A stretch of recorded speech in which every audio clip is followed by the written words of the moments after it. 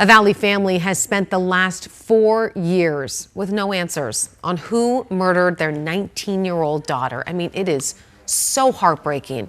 It was 4 years ago today when Rachel Hansen was shot inside her Gilbert apartment. Yeah, the details in this case, they are heartbreaking, they are disturbing, and even more troubling because police still don't know yet who killed her.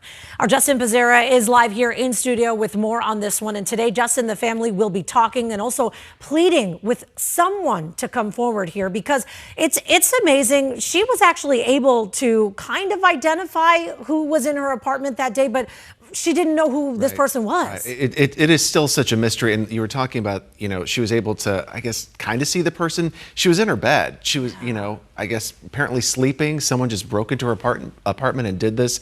So the whole thing has just been this big mystery for this family and everyone in the East Valley. Later this morning, though, Rachel's parents, they're going to be talking at a press conference along with this private investigator they hired to figure out who did this, because there was no reason someone would want to shoot and kill Rachel. Her family believes for a crime this significant, someone knows something, and why. 4 years ago today, Rachel was in her apartment across the street from the Santan Village Mall in Gilbert when around 2 o'clock in the morning, someone got into her apartment, shot her, and then left.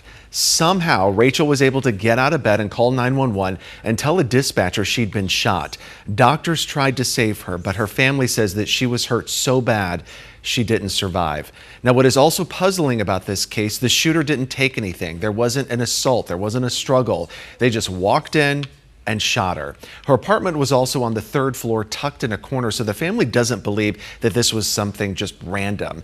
They've hired a private investigator to help solve this case. They've also given some of their own money to raise the reward through silent witness. So the family is doing everything they can. They just hope now that someone is going to come forward, and they say, do the right thing. They say silence is betrayal. That press conference does start at 10:30 this morning. We're going to be streaming that live on our 24 streaming channel as well. So, just hoping that somebody is going to come forward and do the right thing on this, Emma. Another thing we're going to be talking about at 6:30 is some of the frustration that the family has with this case, some of the heavily redacted 911 call information, and then also the body camera video that was released from police. In some cases, it's just big chunks, 10 minutes of just black.